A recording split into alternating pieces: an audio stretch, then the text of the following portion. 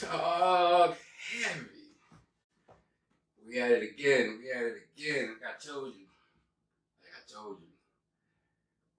It's gonna be a good one. Now, first of all, the reason for this platform is to bridge the gap between the generations that exist, within us generations, in an effort to prevent the violence that's plaguing the inner cities. That's that's what this platform is designed for, and honor my son. May he rest in peace. So I'm going to be doing exactly what I told you I was going to be doing, bridging that gap. I'm going to be out there speaking to people. I'm going to be out there giving y'all some information on the mindsets of how the young people, the next generation, how they think and how they feel it, and of course explore what they're going through and what they're into, you know what I mean? And each one teach one. So this is something new. It's never been done before. So I want to introduce y'all to someone that I've known practically all my life. And her mom is a very good friend of mine. And I've seen and witnessed her grind.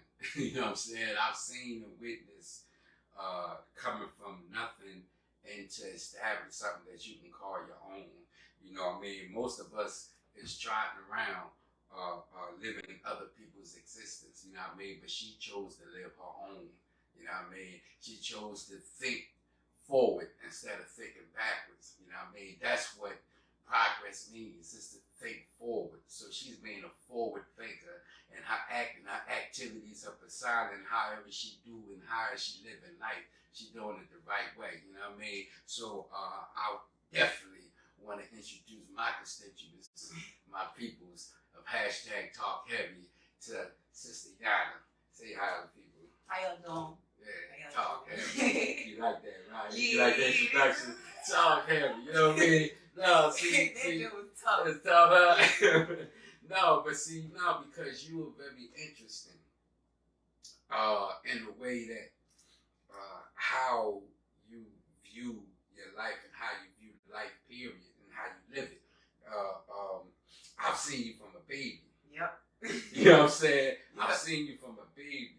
And then to see you as a grown woman is freaking me out, y'all. I'm telling you right now, like seriously. You know what I mean? But, to coming from where you come from, you know what I'm saying? And to here now, you know what I mean? I want the people to get an understanding of your life's journey. You know what I'm saying? Where you originally from? Where all this Yana thing come from? You know what I mean? I'm originally from North Philadelphia. I was raised in Frankfurt, which is Northeast Philadelphia. Mm-hmm. And then after that, I kind of was bouncing around from like 11 on to 21. Mm-hmm. So basically, I'm from the whole Philly. I'm from everywhere in Philly. Right.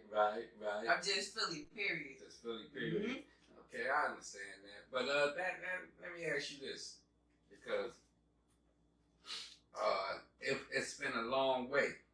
Yeah. From 5 years ago until now. So we talking about 2018. Yeah. Until now.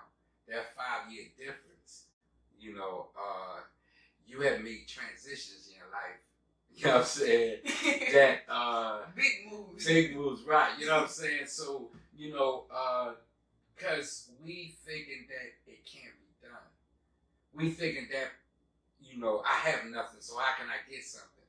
Well, I know that from nothing comes something. Yep. Don't nothing come after nothing. Because it's nothing. Something has to come after nothing. You know what I'm saying? Yeah. So, once you had nothing, it's nowhere else to go but up.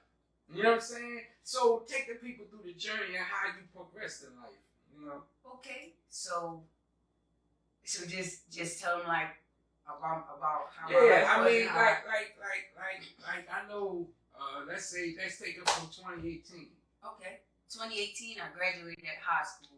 I was 2 years behind because I wasn't able to receive my birth certificate and my social security card because DHS emancipated me, and then they said that I was unable to get my stuff without either DHS helping me or somebody had to like help me because I was basically not a person. I didn't have no credentials. Okay. So I turned 18 and I got an ID, a social security card, and a birth certificate because they couldn't deny me once I got my social for free. Right. So they couldn't deny me because I was 18 and I had my social security card. So that was my form of identification. Right. My second form was my piece of mail, and that's because I had my own house.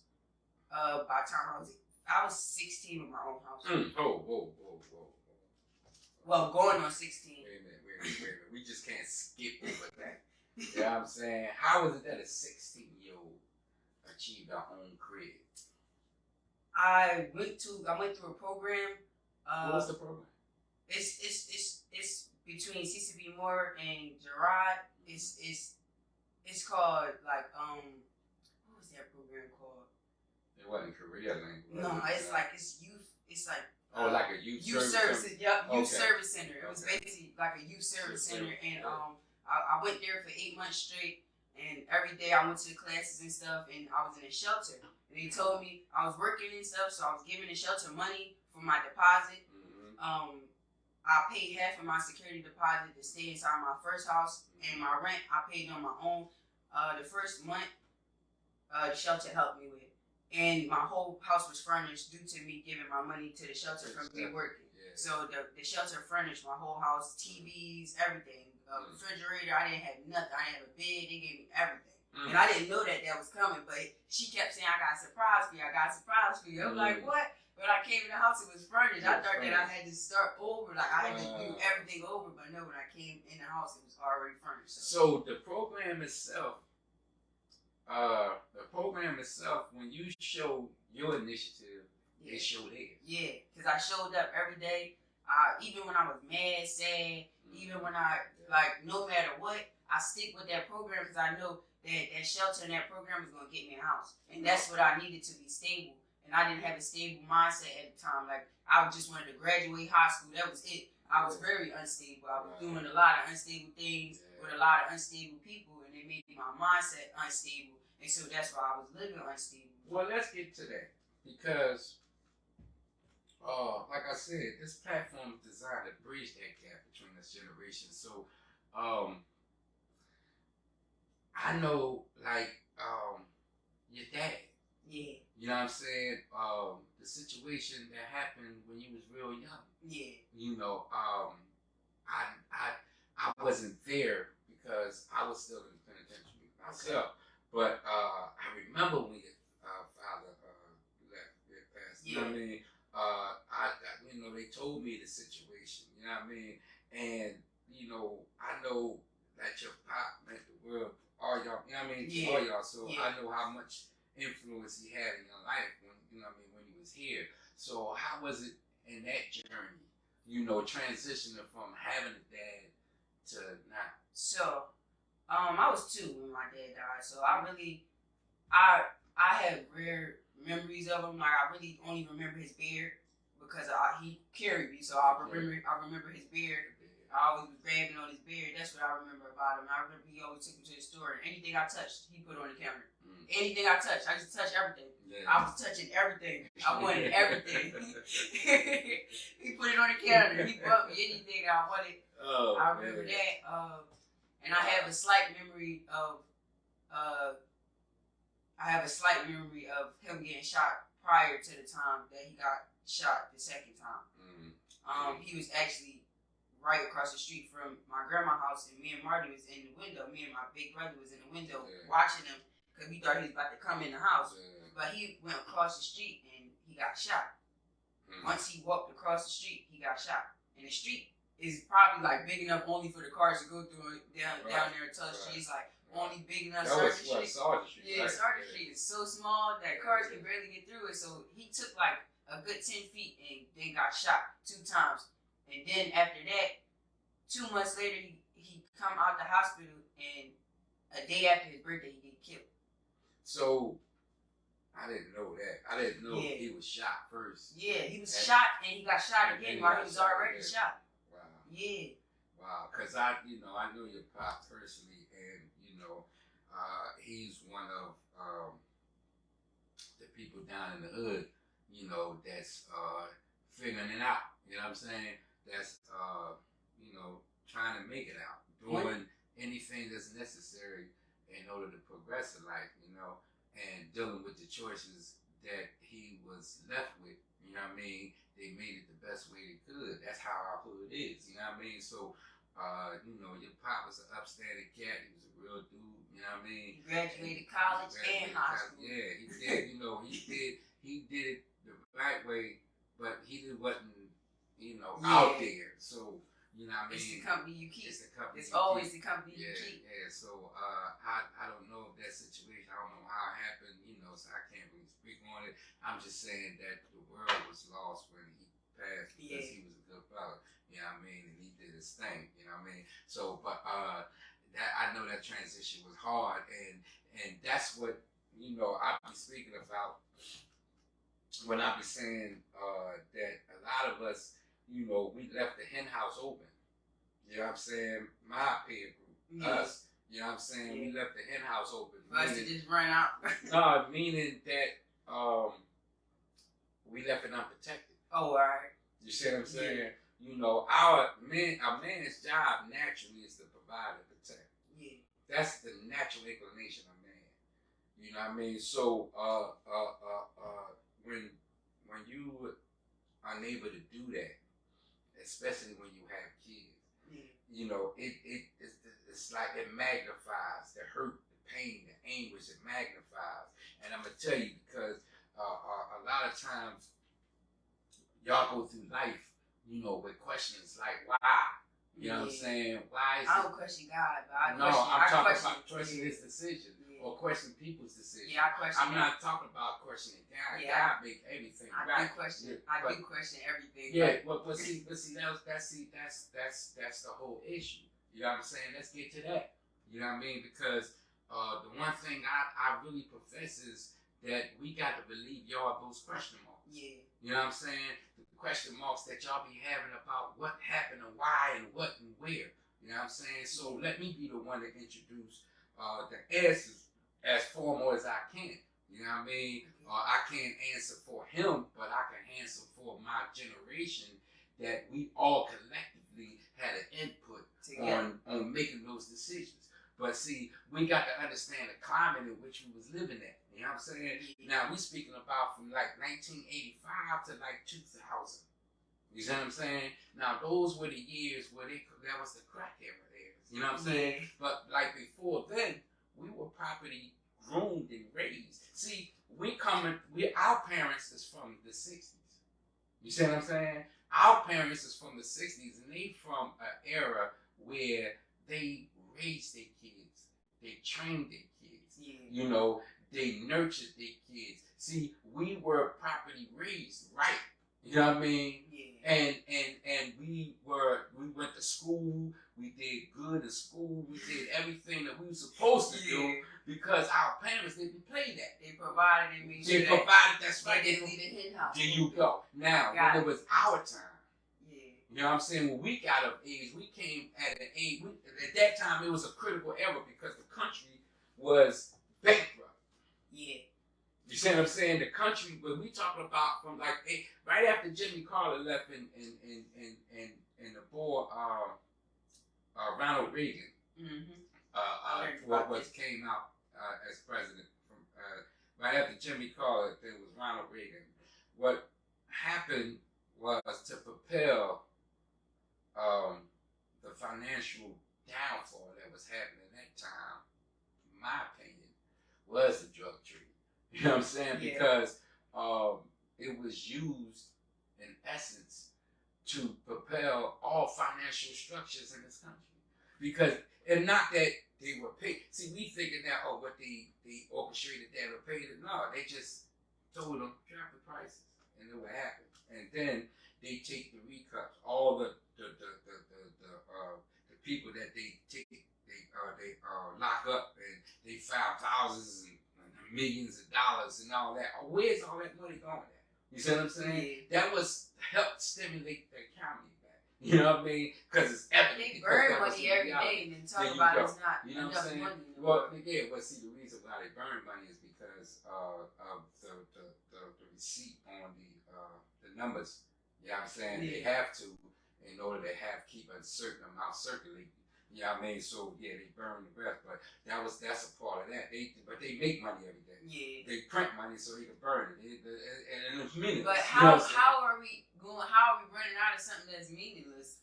Well, it's not, because we're looking at money and we think we're running out, but we're not. See, listen, you think that it's not enough, and that's what the majority of the world think, that it's not enough, so they're being hawkish. Yeah. You know what I'm saying? Yeah. Because it's not enough, I gotta get mine. You know what I'm saying? But in actual reality, you think about it, how many people on this world? A lot. About 8 billion? Yeah. You know what I'm saying? Round it off to about 8 billion people in this world. You know what I mean? Now, 8 billion. Now think about that number. How many 8 billion people in this world? No, I said about 8 billion. Last time I checked, it was like 7.6, 7.7 billion. Yeah, it's like 8 billion people in this world. Oh, that's not a lot, though. But it is a lot compared to the vast, because this here is 75% land and only 25%. 75% water. That would be a lot. Yeah, somebody can $8 billion. Right. That's a lot. That's a lot. So that is a lot. But what I'm saying is that it's 8 billion people in this world. We got the top 2% that has about 100 billionaires that net worth is over 10 billion or more.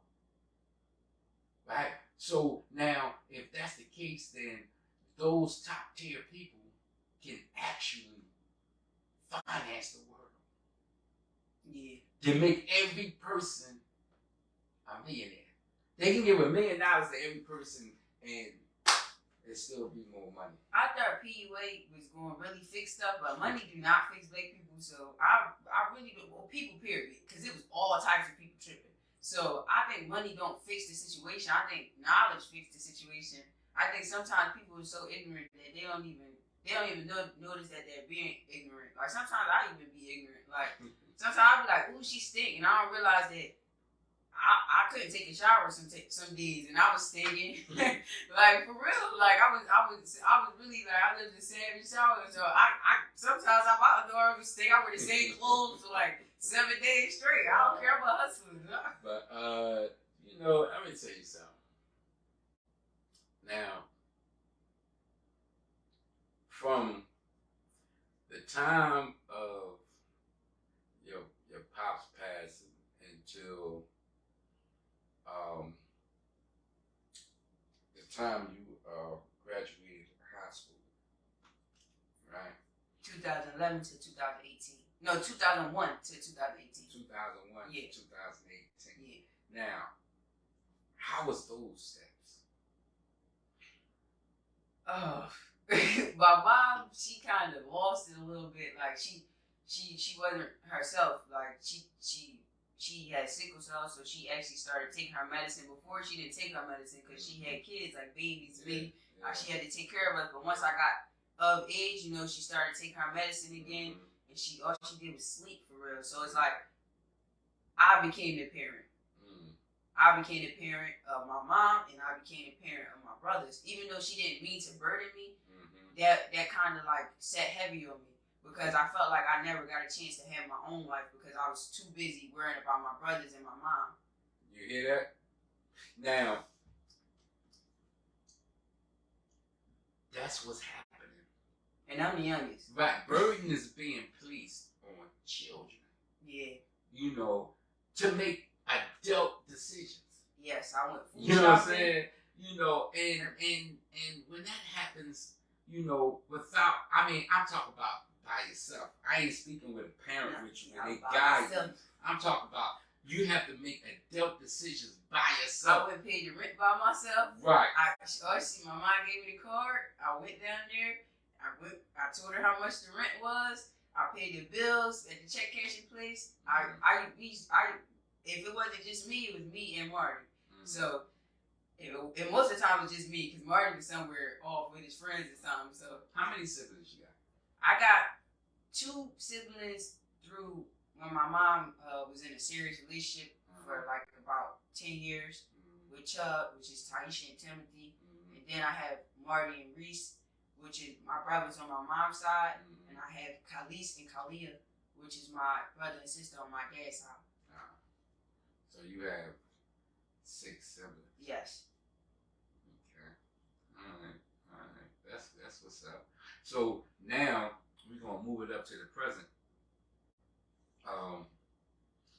Like right now, you got things going on.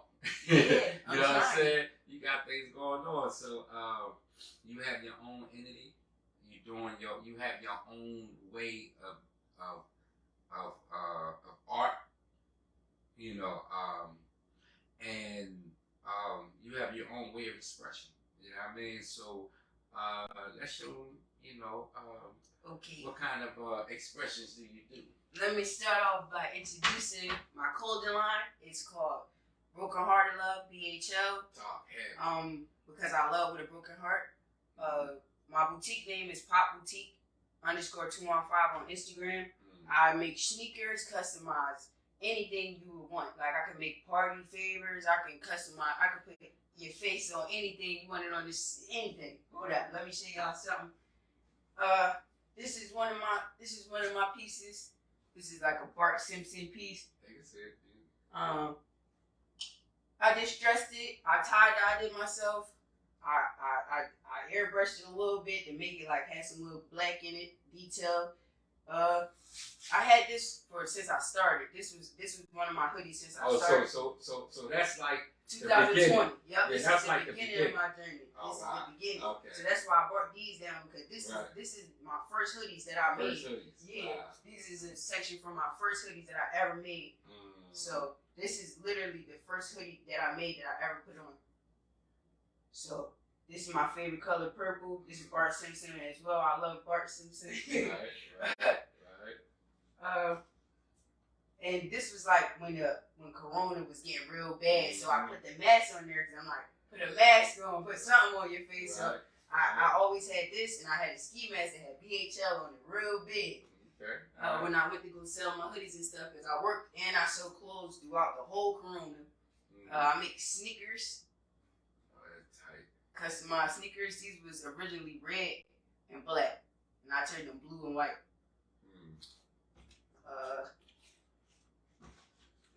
Got some more here. These are my favorite sneakers. Jordans. Yep, these are my favorite. I've been dancing the Jordan signs and everything. Yeah, these are all my sneakers that I made for myself. I also made about like 30 pairs of Air Forces since I started for other people. Yeah, so that's some of the stuff I do. I decided to start this clothing line because one, I was going through a bad breakup and I was hurt. I felt like I was broken. Like I felt hurt more than I ever been hurt before. And so I'm like, how can I put this? I was rapping and I'm just like, I'm rapping. And I'm just like, I need to do something because like I'm about to go crazy. Like all I'm doing is smoking weed and rapping, and I'm not even going to the studio. Like what am I doing? And let's speak about that because you do rap and you do shows, and I've seen recordings of the shows you did and the club, couple of clubs that I've seen. You and your brother and a few other people. You know what I mean? So what's your rap name? My rap name is Sway. It means strong, willing, and affiliated with Philly in it. I'm not affiliated with any gangs. I'm not affiliated with anybody else. I'm affiliated with myself. Talkheavy. So that's why I made up the word that I'm going to hopefully put in the Urban Dictionary, affiliated with Philly in it. And that basically means to be affiliated with yourself. You don't have to be nobody else. You yourself. And you know what? I've been preaching that message that, especially in our city, because this is our city, And we have a culture in Philadelphia. Yeah. You know what I mean? I call it the culture of Philadelphia, and our culture is unique in how we was raised and how we was brought up. We don't do certain things we just don't do. Yeah. And we set up things to where as we place protection on the innocent. What I mean by that is like there were unwritten rules that we had. Yeah. Like if your enemy is with his family, you're not supposed to touch. You're not supposed to touch. Because women and children, it was a rule. That was a rule. It's not you know no what I'm more. saying? And like it's rules into respecting the dead. Yeah, they don't care about that no more. And you know what I'm saying? That's all not of these songs done. like what I make sure I don't do is make songs that's dissing nobody. I don't put nothing that's gonna incriminate myself in songs. I don't put nothing like that. I just put stuff that I'm feeling or something that I went through. Like I put like you pick yourself in your music. That's it. I create a picture of myself in my music. That's what I do. And a lot of people be like, they got stuff to say like it don't be always negative. It be like you could do this or you could do that. Yeah. But don't tell me how to flow. Right. I'm going. Do what you do. And I like to rap over old school beats because I feel like that mean more to me than rap to some drill music or that. Yeah. I like old school beats because that's when I feel like the music really mattered. Well, see, with those productions back then, what the DJs did and the producers did was sonically, they had it in a more prosperous rhythm. That drill music is what it is because sonically it's in a more demonic type of that's crazy. Because see, music is feeling. You know what I'm saying? It's a rhythm. You know what I mean? It's a rhythm. So music is what dictates the pace of your energy. Yeah. You know what I mean? And if you're on that drill thing, on that kill, on that type, ain't nobody. That's not gonna last long. No, it's not. But what I'm saying is sonically, they heighten that in the music. You know what I'm saying? To get you in there. But the music back in the day, you'd be like, you know what I mean? You be on your joint, you know what I mean? Because sonically, that's in there. That was the vibe. The vibe, right? The vibration, the vibe. Yeah. The vibe now is demonic. Yeah, it's crazy. It's evil. You know what I'm saying? It suck you in real fast.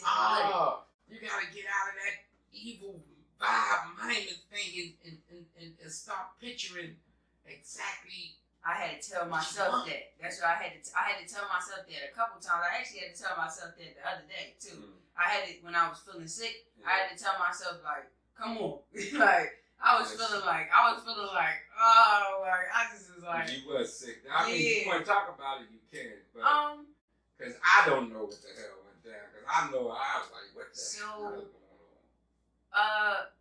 My past relationship that I was just in. I mean, I was dabbling into pills. I really never took pills before. Yeah.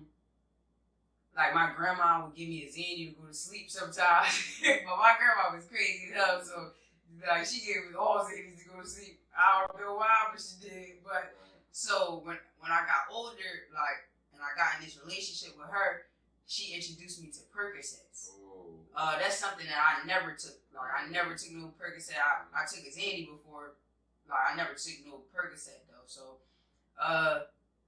that like took away me being in reality. I really wasn't living in reality. I wasn't living for tomorrow. I was living for right now. The moment we was in, I was just living. I didn't care if I lived or died at the moment. So that's why I recently got myself out of there because I'm like, my mom, she said something to me that stayed in my brain. She said that girl's digging herself a grave and she got 1 foot in and 1 foot out. She said, is you gonna fall in with her or are you gonna get yourself out that hole? So what I did was I packed my stuff up. I left her house for 3 days, and I came back to her house to get my stuff. You know, she has a health problem. She's epileptic, so she feels like nobody can hit her, but she can hit everybody else. Right. So she just go wild off and swing on your ass. I mean, on you, sorry. And then you be like what I'm supposed to do, because she can die during this fight and have a seizure and do whatever, you know, because I actually see. Well, regardless of the fact, you got out of that. Yeah, it was a little toxic. It was definitely toxic. Yeah, and it was me being a follower. I feel like it was me being a follower, and that's how I never even see myself as a follower. But now that I look at it, that's like me being a follower, because I know right from wrong. I knew that was wrong to do, and I still did. See, you know. And so hold up, let me finish. So my appendix had to get flushed. Oh, okay. Because my appendix was close to bursting. Yeah, it had a leak in it, so it was leaking out in the inside. So it was like, this is what they said. They said, if you don't take another pill, I guarantee you that you will be fine. If you take more pills, you would have to take your appendix out. Yeah, so I'm not taking more pills. Okay. Like, that's over for me. But you know, like we come, like I was telling, you know, in my earlier videos, that it's gonna come a time in everybody's life when they're gonna reach that point. They're gonna reach that apex. It's gonna be a time where you're going to have to look deep within yourself. Yeah. You know, and it's self-evaluation. Right, and find out exactly what makes you you. Yeah. And what makes you wrong. You know what I'm saying? Yep. You know, so, and it's self-serving. You got to be honest with yourself. I take accountability for everything I do. That's right. You got to, no matter what. And you just said that, no, it was me.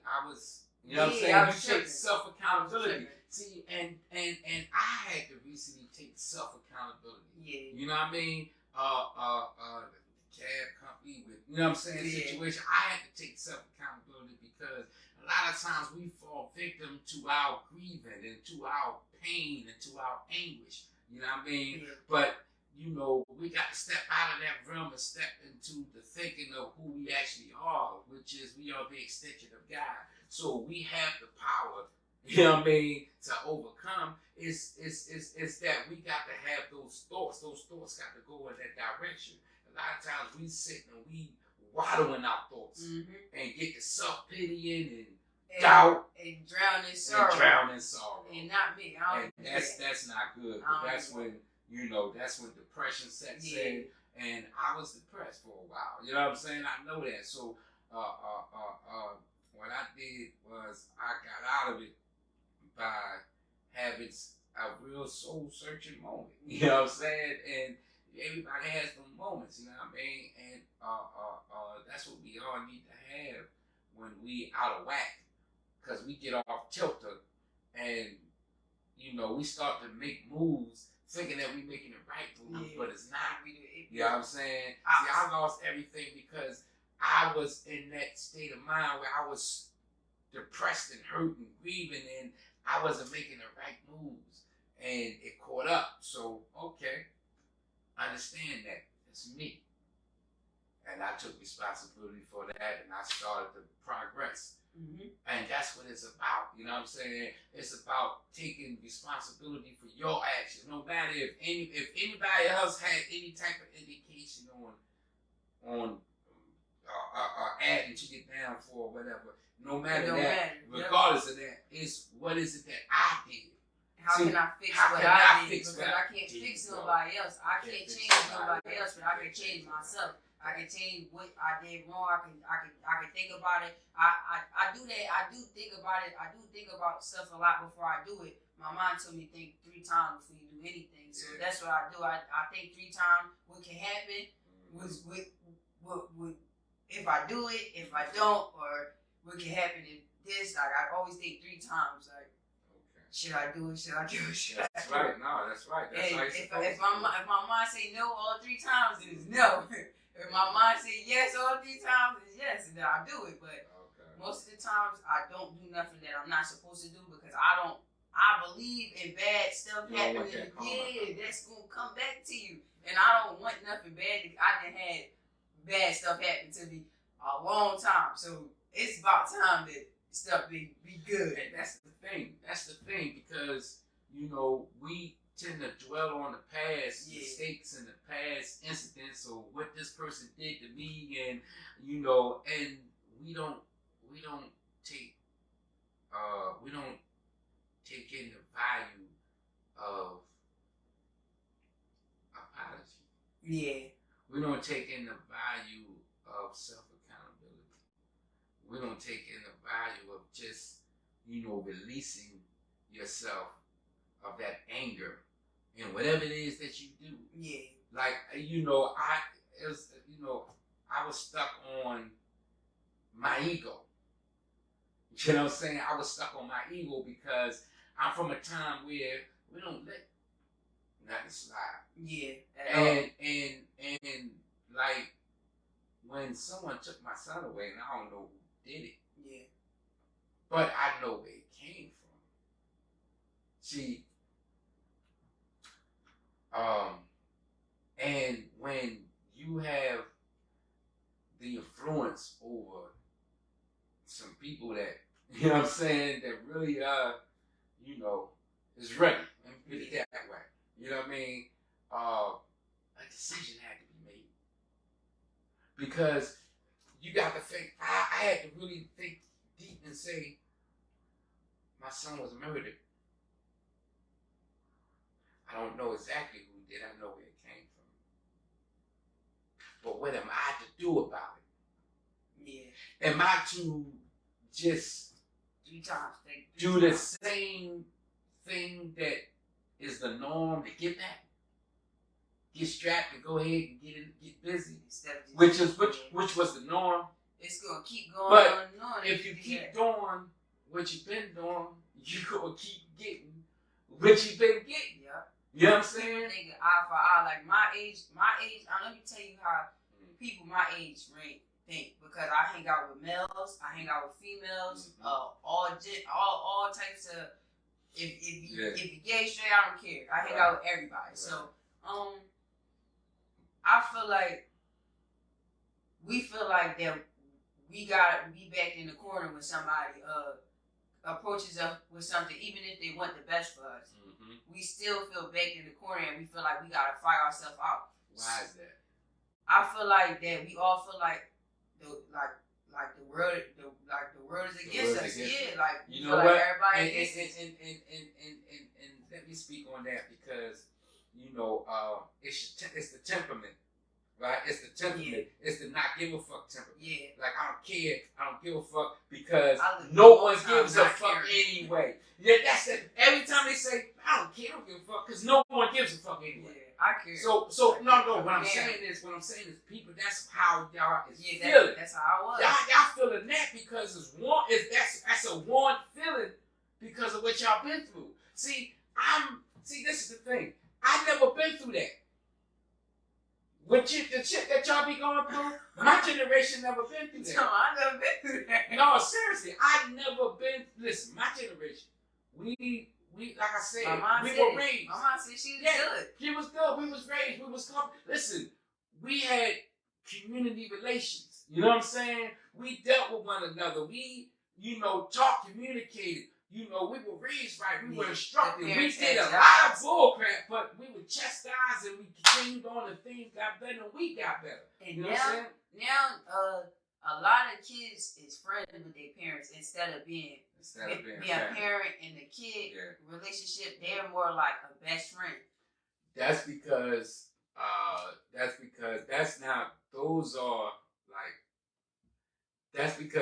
of the lack in their life. They didn't have that coming up, so they extra on that. Yeah. You know what I'm saying? Because I didn't have it, I'm going to give it to my kids. You know what I'm saying? Yeah. And that's why that is. Okay. But a lot of people do things for personal reasons, but the main focus is that there's no relationship. The relationship left when we made that decisions and we ultimately ended up in the jails and the graveyards and drug houses. You know what I'm saying? Yeah. You know, when we made those decisions to involve ourselves in that activity during that crack epidemic, we paid a heavy penalty for it. But the worst penalty that we ever will pay for it is y'all. Yeah. You know what I'm saying? Because we weren't unable to do what we were supposed to do. We were instructed. We were instilled with the necessary tools to be able to bring y'all up right and proper, to be better. Because that's what's our job. Our job was to take on the information that we received and to instill it in y'all so y'all can propel our culture into a greater and better place. You know what I'm saying? Yeah. That's what it's a domino effect, but it gets better and better. Because the way how we come from slavery. That's our ancestors. So in that point, from this point, it's a 400, 500-year gap. Yeah. And that gap there was filled with nothing but horror and trauma. You know what I'm saying? So now we get to the 50s and the 60s where our peoples are starting to get an understanding of life, starting to read more, or being able to read. You know what I'm saying? Yeah. Because at the time they wasn't able to. My great-grandma didn't know how to read. You see what I'm saying? Still, yeah. right. So you look at now, you know, they made great strides and they taught us that. That's what they instilled, that's what they taught us. We didn't teach y'all. Yeah. Because we got caught up in that epidemic. Oh, yeah. You see what I'm saying? We got caught up in the jails and all that stuff. We got caught up in that. And we forgot about y'all. And that's just the real life. That's just the reality of it. You know what I'm saying? Yeah. And the thing is, I believe, because what I did when I came home, after spending damn near 20 years in the penitentiary, I came home and I apologized to my kids. You see what I'm saying? Yeah. I apologize and I say there's decisions that I made that ultimately affected your life. I brought you into this world, not the other way around. Yeah. I'm supposed to take care of you. My job is to provide and protect. I was unable to do that now. But then, now I spent all that time away. You went through the trauma that you went through. You done went through everything that you went through. And I come home and what? I just say, well, look, you got to do this, you got to do that. No. How do you think they going to feel, you know what I'm saying, going through a lifetime? And their lifetime is 16, 17, 18 years. So you're going through a lifetime of trauma, and your dad finally come home, and he talking shit. Yeah, telling you what to do. How can you talk when you did nothing? Yeah, no. I can't talk about nothing because I did nothing. I was in jail. You see what I'm saying? Yeah. So my thing is, when I came home, I ain't had no lick or no talk, no bad talk. I came home humbly. I said, listen, I apologize. It was my decision that ultimately affected your life. Yeah. So what I'm going to do right now, we going to establish a rapport, a dialogue, where we going to talk about whatever it is that you want to talk about. Mm-hmm. And I'm going to answer every question that you want to answer. And I did that. And that made us stronger. That built a relationship. Yeah. Those are the tenets that I speak about in #talkheavy. Make amends, establish a dialogue, establish a relationship. That right there will clear the streets overnight. Yeah. If we start to get more involved in our family and get involved in no matter how old they were. When I came home, my kids were 18, 17. You know what I'm saying? Yeah. They were already grown. So what? They're still your kids. They still mine. So what? I came home. I apologize because that's what you're supposed to do when you do something wrong. Take accountability. You take accountability. Don't think that we did. See, I'm trying to applaud to my constituents, to my peer group, because we thinking that we did the right things. No, we think we did the wrong things for the right reason. Yeah. Irregardless of that, they still suffer. Yeah. Irregardless of that. You know what I'm saying? Yeah. The decision that we made was faulty. Regardless. Yeah, because the outcome was they suffered for years. Yeah. So now it's coming upon us when we coming out of these jails. We got our lives together. We got the shit together. Everything is cool. Now let's start prepping our kids up. And let's start understanding the value of apology. Me, I feel like no one owes me anything, but I feel like apology from a lot of people, a lot of older adults in my family and my life that just did like just dumb stuff, like just wrong stuff, like mean, cruel, oh man, we was all wrong. types of things. Yeah, and it's just like they never even said like, damn, I apologize. You know what I mean? Like that's just all we really want. Like our age, I'm 24 years old, so I was born in '98. Talkheavy. Everybody that I know in my age group is hurt. They all hurt. Like everybody that I know is hurt. Everybody that I know carry guns. Everybody I know like they license to carry stuff like that. But even if not, like even if not, they carry guns. Like people don't feel protected. They don't feel like we don't feel protected. We don't feel like we feel like if something happened to us, like it's gonna be like, oh well, because we see it every day. We see stuff happen. We see people die every day, and it like I just literally see it and with my eyes, like so much stuff that is like, dang, what like how do you get by that? And it's like I like even when I'm asleep, like I still see stuff and all that. So we just feel like how are we supposed to deal with this and then deal with all this stuff coming from the outside too? And then when we come in the house, it's bad too. So it's like it's bad in the house and it's bad outside the house. So we gotta find a way to get away. And where we get away would be drugs or a relationship that's not right, a toxic relationship, or like kids. Y'all ain't hearing it from me. Y'all hearing it from her. Having kids, they go off to doing shooting, killing, going to jail. All types juvenile justice center, all types of stuff like it's being gay. All that's not like that's like it's crazy because my age group really don't care about nothing. I've said it that my generation, we are a generation of secrets. Yeah, everybody telling them. We are no. What I'm saying is my generation, we are a generation of secrets. That means that we don't like to reveal ourselves. Oh yeah. We don't like to pit ourselves out. We don't like to be pit on Front Street. You see what I'm saying? Yeah. We are. That's just how we are. Y'all totally different.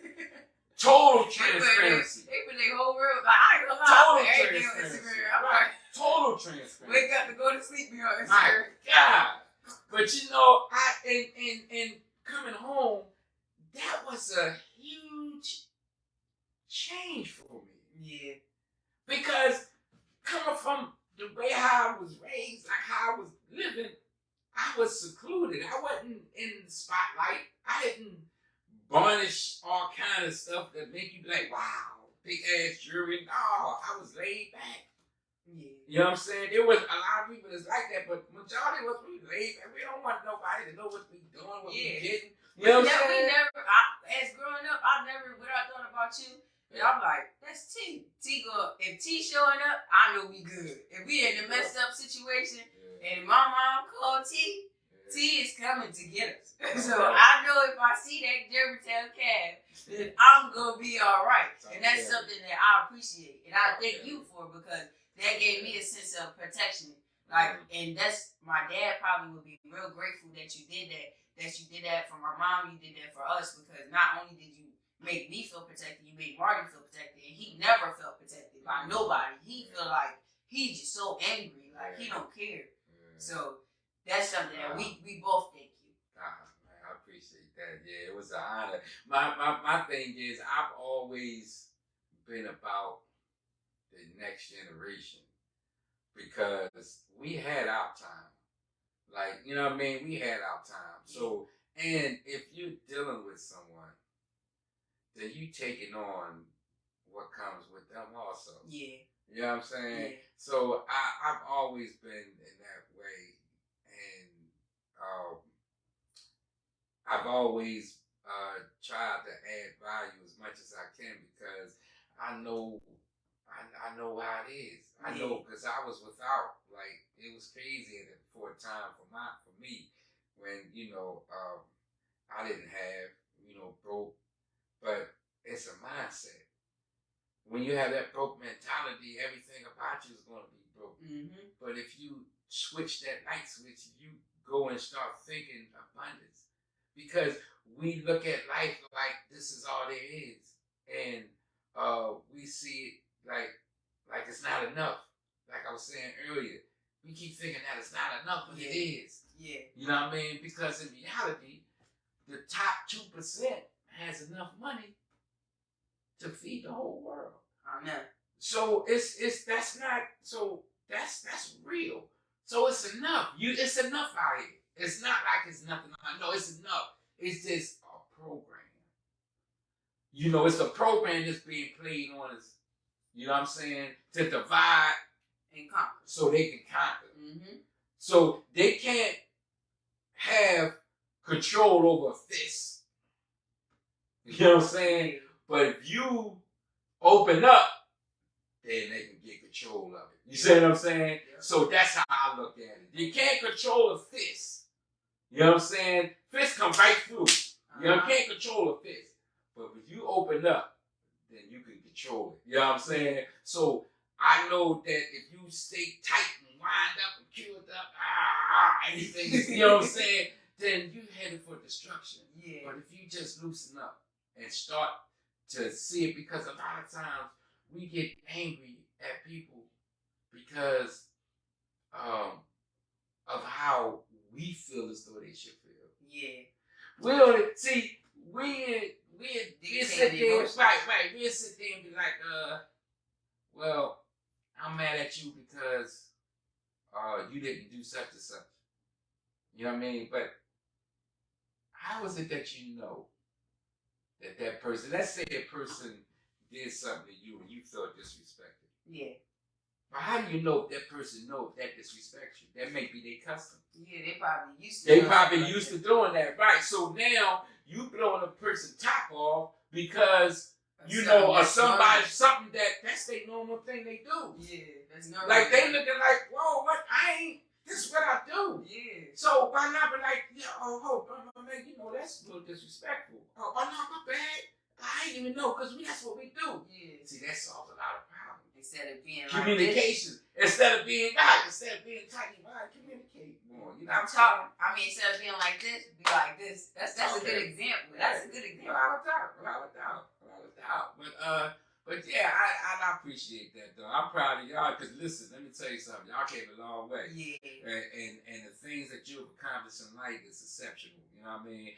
And for to be your age and to amass what you did and to be who you are, and to have that spirit, that go get up attitude, yes. That get it attitude. You know, regardless of time, space, and place, you want to get it. Yes. And that's what you need in order to progress. You know what I'm saying? You just need, you need, what you need, if you want to love more.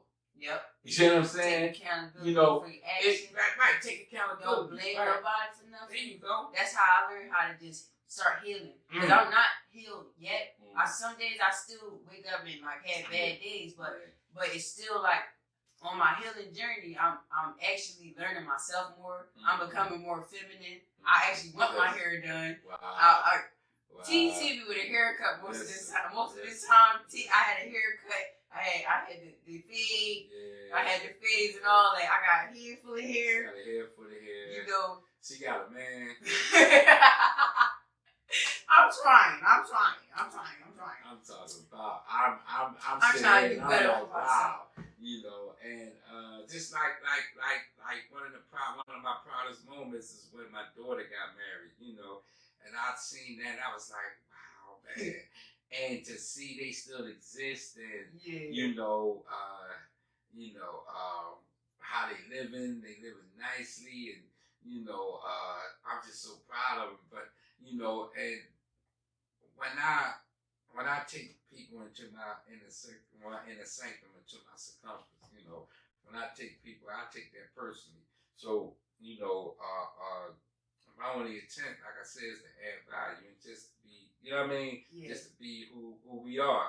And, you know, every day when you wake up, you know, you wake up inspired to become.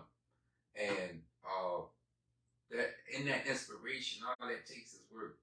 Yeah. You know what I'm saying? As long as you pitch that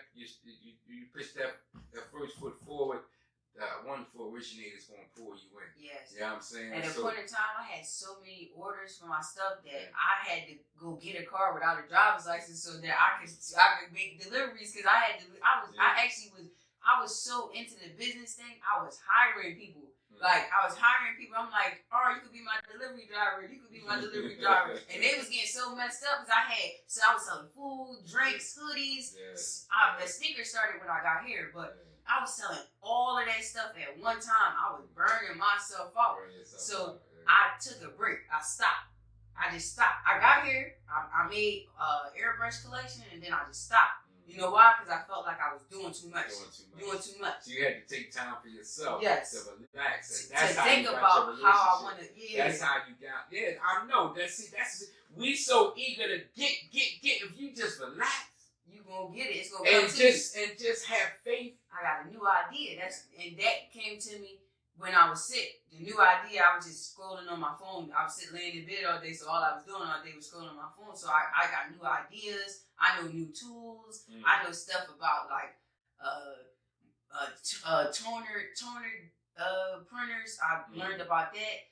Toner printers, you can make your own ink. You don't even have to buy no ink.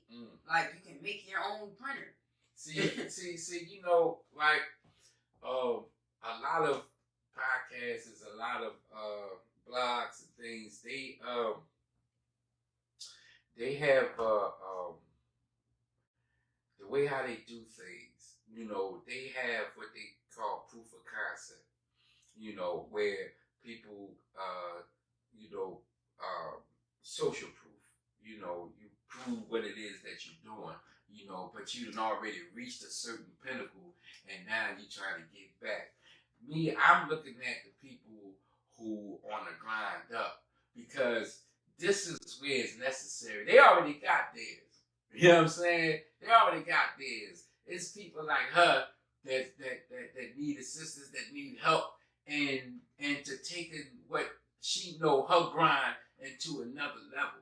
And that's what this platform is about, making that connection. You know what I'm saying? So, you know, I implore all my brothers and sisters in the financial community, in the personal development community, in the business communities, you know, that reach out to me, man, because there are people that need your assistance, that need your help. You know what I mean? I need your assistance. I need your help. So I know they do.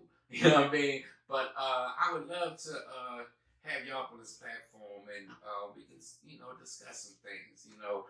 But the main focus is bridging that gap. You know what I mean? The gap that exists between my generation and her generation. You know what I mean? This here gap that exists, we created it by our actions or our inactions. You know what I mean? Now, by our actions, we're going to take that back, and we're going to regain that relationship. We're going to regain that trust, because we the one that instituted the distrust and the actions that we were doing.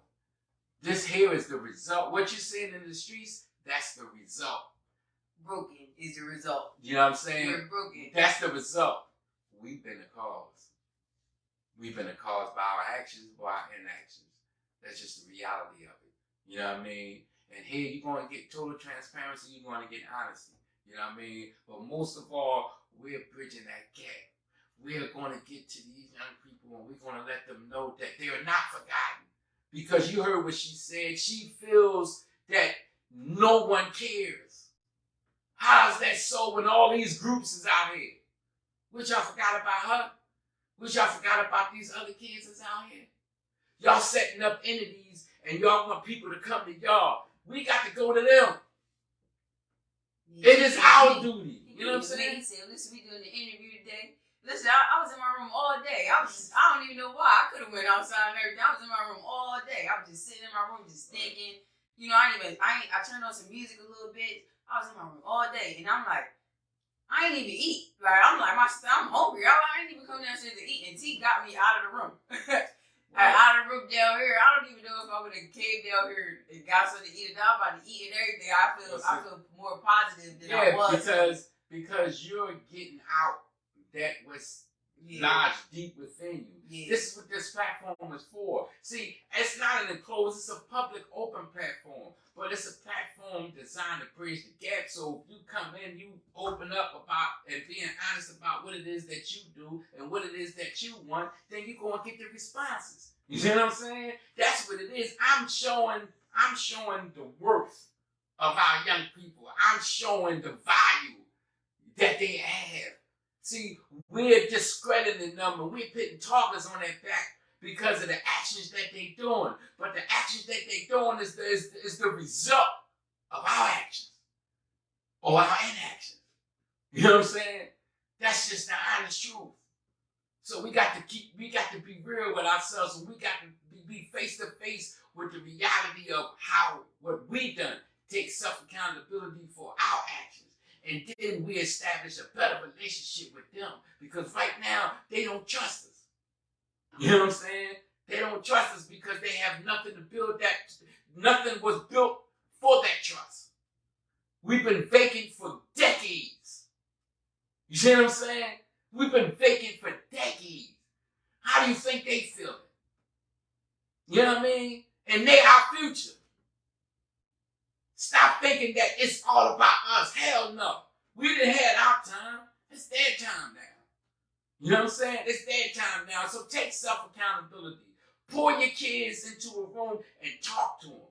Apologize to them. Make amends. That would really help. Establish a dialogue. Let's start getting this relationship back with our kids, with our people, with our young. If you don't have no kids, you got 2, 3, 4 youngins that know and love you. Start with them. But we got to start taking accountability, and we got to start moving out on our actions. I'm forward. I'm there. I'm here. The platform is open. Come on at me. Remember, love life and live it to the fullest. Yana, thank you. I appreciate you. She kept our thing going, but give them your information again.